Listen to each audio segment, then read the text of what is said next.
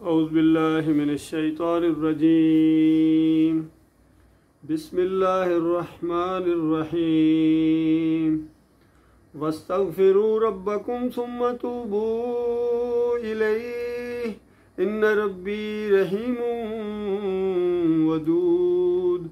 कालू या शुऐब मा नफ़क़हु कसीरन मिम्मा तक़ूलु व इन्ना लनराका फ़ीना ज़ईफ़ा वलौला रअतुका लरजमन्नाका वमा अंत अलैना बिअज़ीज़। काल या कौम अराती अअज़्ज़ु अलैकुम मिनल्लाह वत्तख़ज़्तुमूहु वराअकुम ज़िहरिया इन्न रब्बी बिमा तअमलून मुहीत। व या कौम इअमलू अला मकानतिकुम इन्नी आमिल सौफ़ तअलमून। ये सूरह हूद का मुसलसल बयान जारी है। पैगंबरों पर पैगंबर आ रहे हैं, कौमें तब्दील हो रही हैं और वो बुनियादी बात तब्दील नहीं हो रही है जिसके लिए इस इंसानियत को पैदा किया गया है। और ये ज़बरदस्त किस्म का मुकालमा है जो अल्लाह ताला ने इंसानों की रहनुमाई के लिए, क़यामत तक आने वाले इंसानों की रहनुमाई के लिए जो पैगंबर और कौम के दरमियान हो रहा है, इसको हदायत का ज़रिया बना दिया। और बिल्कुल वही माहौल है जो मक्का में बर्पा हो गया था, बिल्कुल वही अंदाज है, वही माहौल है जो नबी सल्लल्लाहु अलैहि वसल्लम की दावत उठने की वजह से जो माहौल पैदा हो गया था, उसके ऊपर गोया ये बयान सामने आ रहा है। और पिछली कौम के पैगंबर और उनकी कौम का जो आपस में झगड़ा खड़ा हो गया था, उसका जिक्र किया जा रहा है। और इस चीज़ को मुशरिकीन मक्का ने एक प्रोपेगंडा या एक साजिश करार दिया कि गुज़श्ता कौमों के वाक़यात गढ़ गढ़ कर हमारे ऊपर फिट किए जा रहे हैं, हमें सुनाने के लिए ये अंदाज इख्तियार किया जाए कि अल्लाह की तरफ से नाजिल नहीं है, ये बातें इनकी अपनी हैं। और तरीका देखो इनका कि पिछले वाक़यात इस तरीके से बयान करते हैं कि बिल्कुल पूरी तरह हमारे ऊपर फिट आते हैं, गोया प्लानिंग के तहत ये बात पेश की जा रही है। तो कहा गया ऐसी बात नहीं है, ये मसला ही ऐसा है। हर दौर के अंदर एक ही मसला है, एक ही अंदाज है। जब भी ये मसला इसी अंदाज से उठाओगे, यही रिएक्शन होगा, यही बातें आपको सुनना पड़ेंगी। जिस तरह मोता इमाम मालिक के अंदर नबी अलैहिस्सलाम की हदीस है कि नबी अलैहिस्सलाम ने फरमाया, मैं उस तरह इसलाह कर रहा हूँ जिस तरह पहली कौमों की इसलाह हुई है, यानी पिछले अंबिया ने जो इसलाह की है, मैं उस तरह इसलाह कर रहा हूँ। यही अल्लाह का तरीका है, यही अल्लाह का अंदाज है। और आइंदा जब कभी इसलाह होगी इसी तरीके से होगी जिस तरह मैं कर रहा हूं। तो आप गौर कीजिए अल्लाह के बंदों, कितनी साफ बात है। अगर सही मानों में कोई अपना खैर ख्वाह है, सही मानों में फरेबकार नहीं है और अपनी कौम को धोखा नहीं देना चाहता है, तो उसके लिए तो यही अंदाज है कि कोशिश करे, गौर करे नबी सल्लल्लाहु अलैहि वसल्लम के तरीके के ऊपर जो कुरान में मौजूद है। कुरान में मौजूद है, याद रखिए, कुरान में जो भी अंदाज इख्तियार किया गया इसी पर नबी अलैहिस्सलाम अमल करते थे। और सारा झगड़ा इसी किताब के ऊपर था।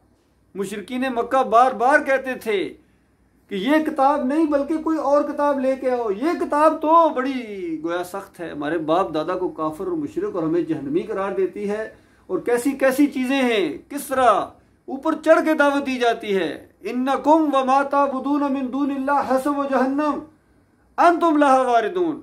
नबी अलैहिस्सलाम तलावत करते हैं गलियों के अंदर, उनके चौपालों के अंदर, उनकी महफिलों के अंदर, इन्नकुम व मा ताबुदून मिन दूनिल्लाह, तुम सारे और जिन जिन की तुम अल्लाह के अलावा बंदगी करते हो, जिन जिन की बंदगी करते हो। इस मौके पर एक सरदार ने कहा कि अच्छा, जिन जिन की हम बंदगी करते हैं वो भी जहन्नम में जाएंगे। अच्छा, ये बात कही जा रही है।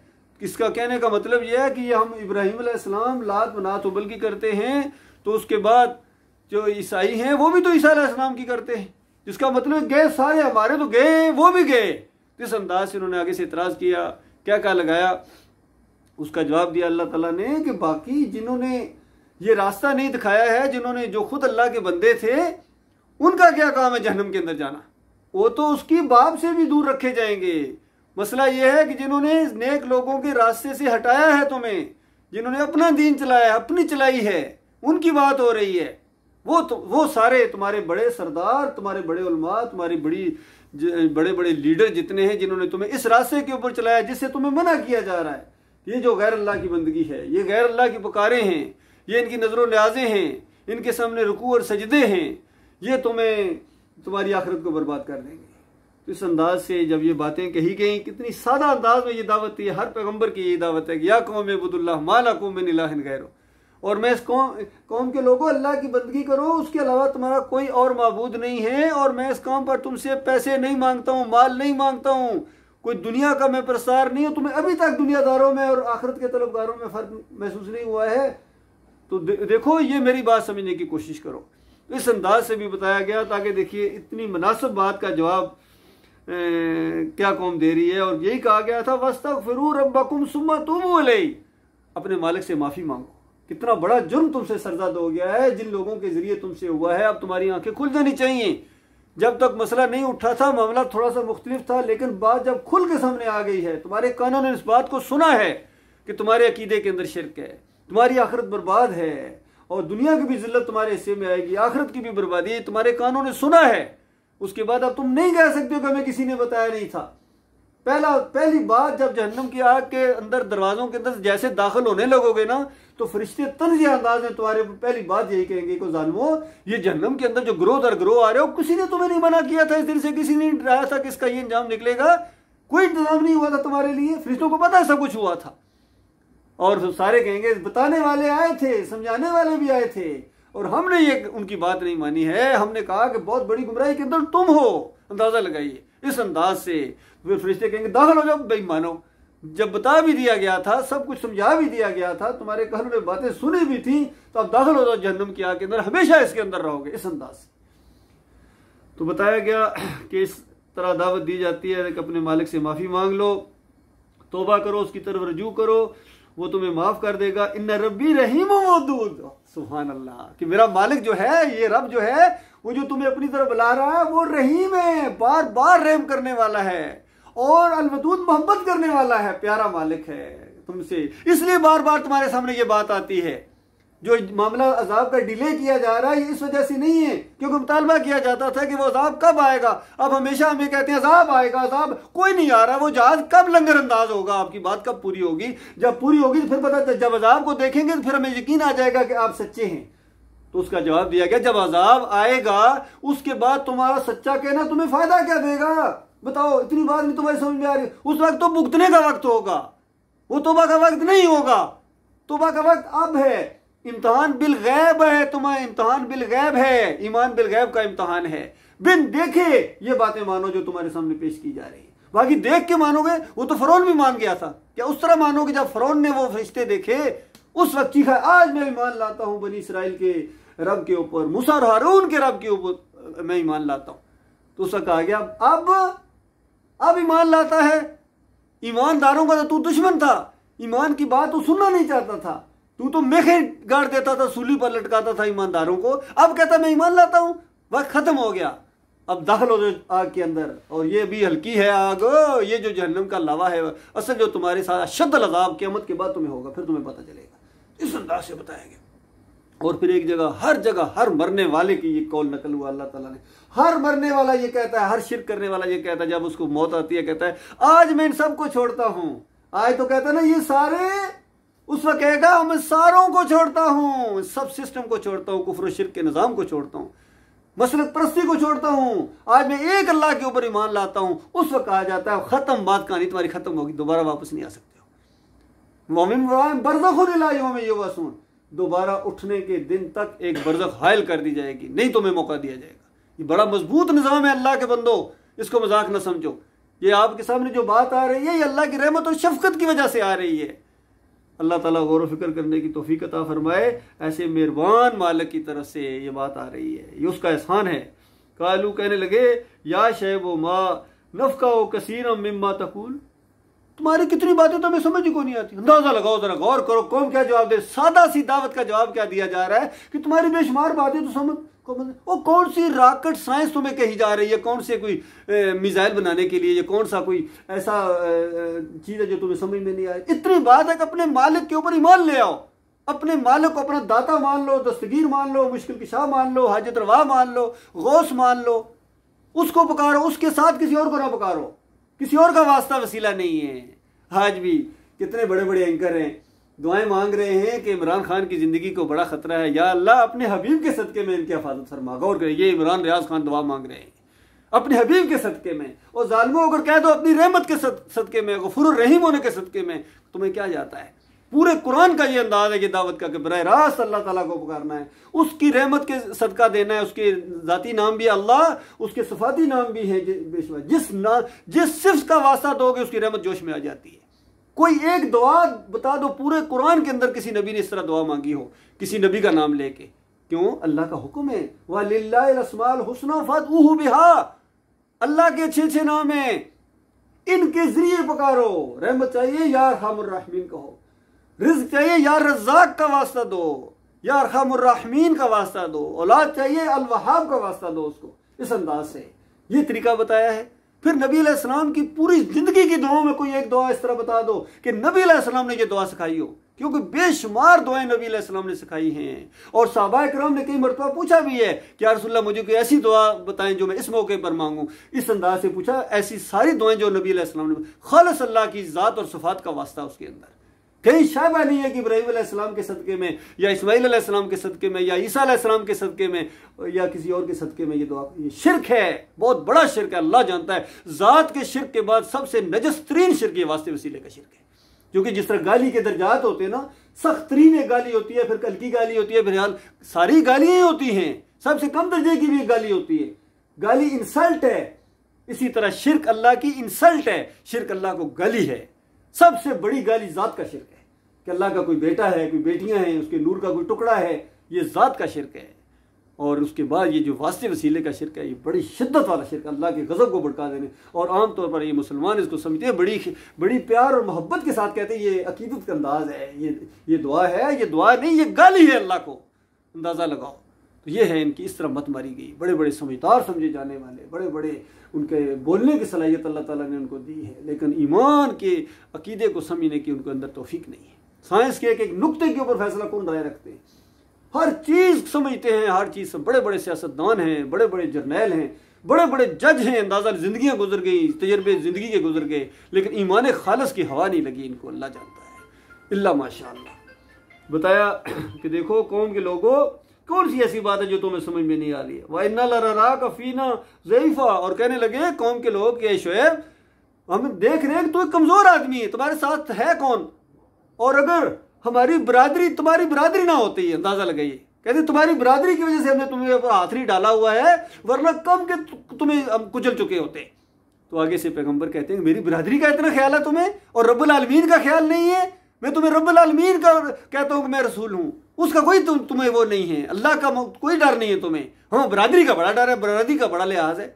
तो अंदाजा लगाइए वही चीजें सामने आ रही है। यही माहौल था नबी अलैहिस्सलाम के ऊपर कि बड़े बड़े सरदार थे, कहते थे अगर तू अबू तालिब तुम्हारे साथ ना होता हम तुम्हें ना छोड़ते, अगर तू अब्दुल मुत्तलिब का पोता ना होता तुम्हें ना छोड़ते। इस अंदाज से तो इसी बात का जवाब दिया जा रहा है कि अल्लाह का कोई लिहाज नहीं है, बरादरी का लिहाज है, रिश्तेदारी का, ये जो इस वजह से सरदारी निज़ाम का, वहां भी यही मामला था।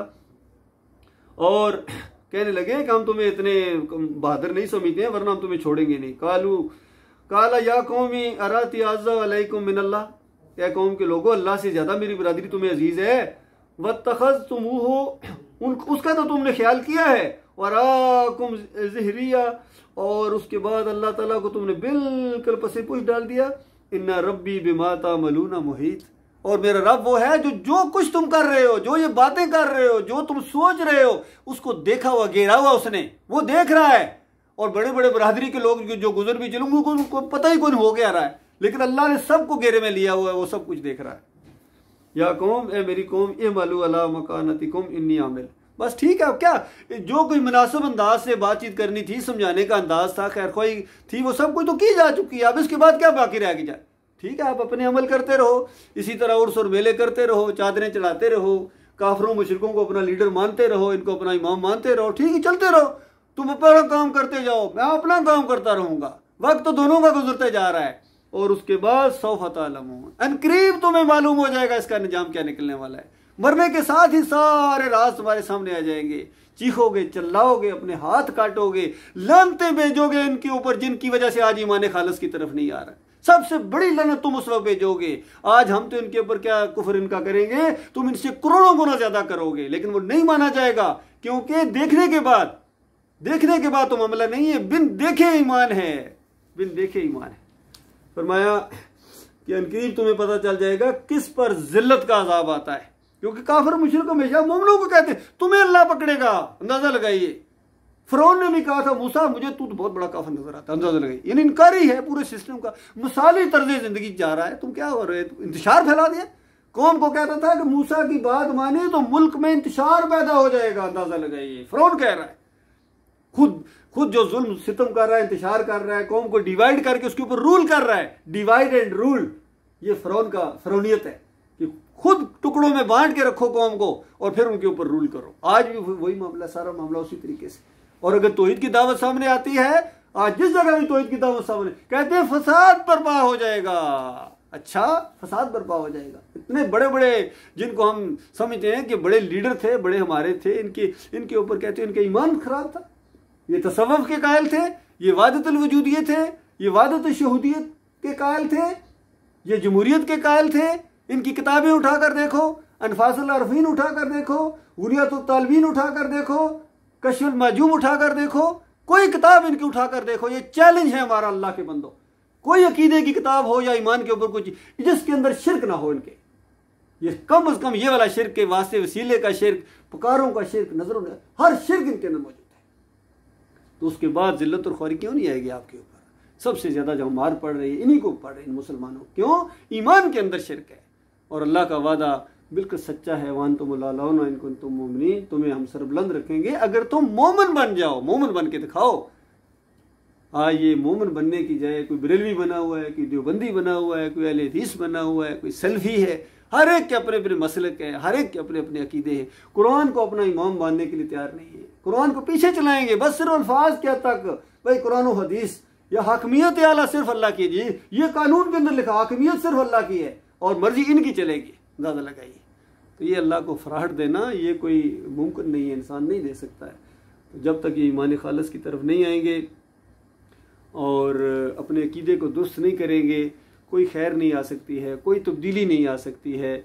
और 75 साल से हमने अपने मुल्क में देखा है कि देखियो किस तरीके से बदतर इनके ऊपर मुसल्लत किए जाते हैं। हर एक आता है फराड के साथ सबज बाग दिखाता है, फिर कौम पीछे दौड़ पड़ती है।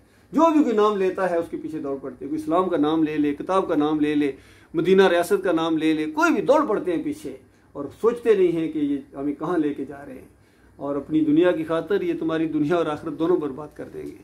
अल्लाह ताला गौर व फिक्र करने की तौफीक अता फरमाए। ईमान के मुताबिक, कुरान के मुताबिक अपना ईमान, अकीदा, नज़रिया ये रखे। अल्हम्दुलिल्लाह से लेकर वन्नास तक ये मामला एक ही मसला है कि लोगों तुम्हारा दाता भी अल्लाह है, दस्तगीर भी अल्लाह है, हाजत रवा भी अल्लाह है, मुश्किल कशा भी अल्लाह है।